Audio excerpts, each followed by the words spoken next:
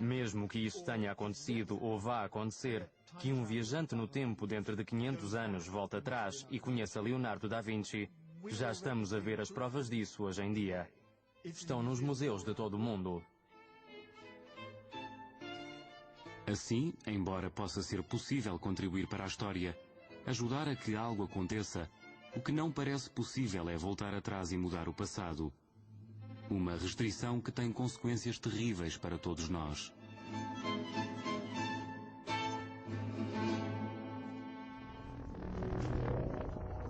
Um viajante no tempo podia ir ao futuro e regressar sabendo exatamente o que o futuro reserva a cada um de nós. Do nascimento até à morte, as nossas vidas iriam estar predestinadas, seriam tão certas como a história. Iríamos perder o conceito de responsabilidade pelos nossos atos, com consequências potencialmente assustadoras para a sociedade. Felizmente, alguns acreditam que a própria ciência oferece uma maneira de sair desta visão desagradável. O livre-arbítrio é fundamental para a nossa concepção filosófica de nós mesmos enquanto pessoas. Mas esse livre-arbítrio e as viagens no tempo não são inconsistentes. Para compreender porquê, temos de investigar alguns aspectos muito estranhos da realidade.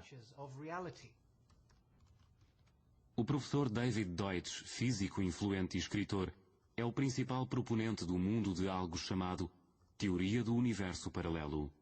A teoria diz que para além do universo que vemos à nossa volta, existe um grande número de outros universos paralelos. Alguns deles são semelhantes ao nosso, diferentes apenas na posição de um átomo, e outros são muito diferentes. Por exemplo, existem universos onde eu estou sentado em casa a ver televisão e você está a ser entrevistado sobre universos paralelos. Esta ideia bizarra vem do estudo de partículas subatômicas, que quando são postas a trabalhar dentro de um computador, por exemplo, demonstram um comportamento que é quase absurdo. Explicar o porquê pode salvar-nos de um futuro que está fixo. Se olharem para o universo numa escala muito pequena, começam a ver coisas que são estranhas à nossa vivência cotidiana. No dia a dia, estamos habituados a que os objetos retenham a sua identidade à medida que se movem. Esta caneta continua a ser uma caneta enquanto se move. Uma partícula subatômica pode transformar-se noutra partícula, ou em duas outras partículas, ou então duas partículas podem fundir a sua identidade e transformar-se numa só. Imaginem que o nosso universo é como uma mesa de bilhar. Normalmente as bolas seguem à letra as leis familiares da física, leis que foram estabelecidas por Sir Isaac Newton há mais de 300 anos. Mas se o jogo fosse encolhido para uma escala subatômica, iriam começar a acontecer algumas coisas estranhas. Por vezes, uma partícula subatômica pode estar a viajar e mudar de rumo sem que observemos qualquer razão.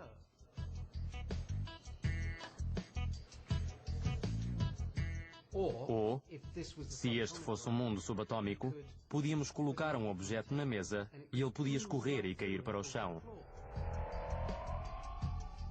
E isso é só o início.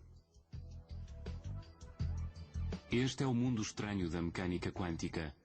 E os físicos ainda discutem sobre o que se passa de verdade. A resposta de David Deutsch é quase tão estranha como o problema. O que se passa é que o universo que vemos é apenas uma parte da realidade física. Existem universos paralelos, e cada partícula no nosso universo tem duplicados em muitos dos universos paralelos. E, em algumas condições, esses duplicados afetam a partícula que podemos ver. Os universos estão constantemente a interferir uns com os outros. Este comportamento pode ser explicado pelo facto das partículas chocarem. Partículas escondidas que pertencem a universos escondidos, onde decorre uma versão diferente dos acontecimentos. Estes universos paralelos permitiriam a um viajante no tempo fazer o que quisesse.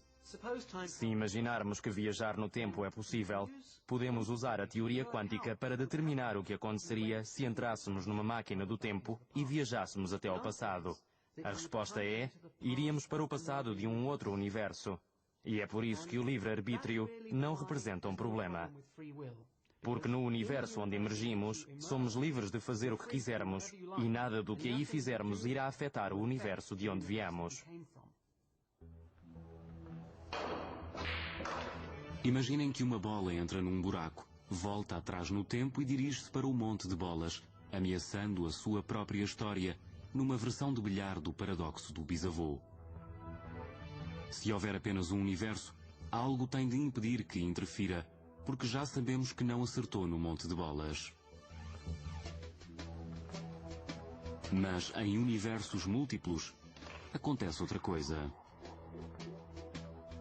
À medida que a viagem no tempo acontece, a bola move-se entre dois jogos diferentes, jogados em dois universos ligeiramente diferentes.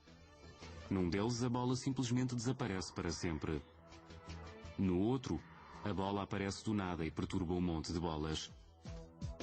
Visto que este não é o universo de onde veio, a bola não precisa de cumprir um determinado destino, e nenhum dos universos contém um paradoxo. De facto, a teoria dá a entender que existe um número infinito de universos paralelos e que as viagens no tempo seriam simplesmente saltos de um universo para outro. Uma máquina do tempo que funcione iria efetivamente testar esta ideia extraordinária. E se estiver correta, então o livre-arbítrio existe e a natureza da realidade é algo muito estranho. Quanto a mim, os paradoxos de que as pessoas falam só vão ser resolvidos depois de construirmos a primeira máquina do tempo. Nessa altura, iremos saber se o livre-arbítrio interfere se existem múltiplos universos ou se o universo está determinado. Isso vai ter de ser compreendido experimentalmente. Construir uma máquina do tempo real não vai ser fácil, mas se Mallet tiver razão, então irá dar aso à maior revolução que a humanidade alguma vez viu, e mais depressa do que imaginamos. Preciso de 1.21 gigawatts. 1.21 gigawatts? 1.21 gigawatts? Meu Deus! O que foi? O que raio é um gigawatt? Embora o regresso ao futuro estivesse certo quanto à dificuldade, o facto de Ron Mallet poder considerar tal coisa, uma maneira prática de enviar partículas subatômicas ou informação para o passado, mostra como a nossa compreensão do espaço e tempo está avançada. Mesmo assim, só nos últimos anos é que um cientista sério pôde propor ideias tão estranhas.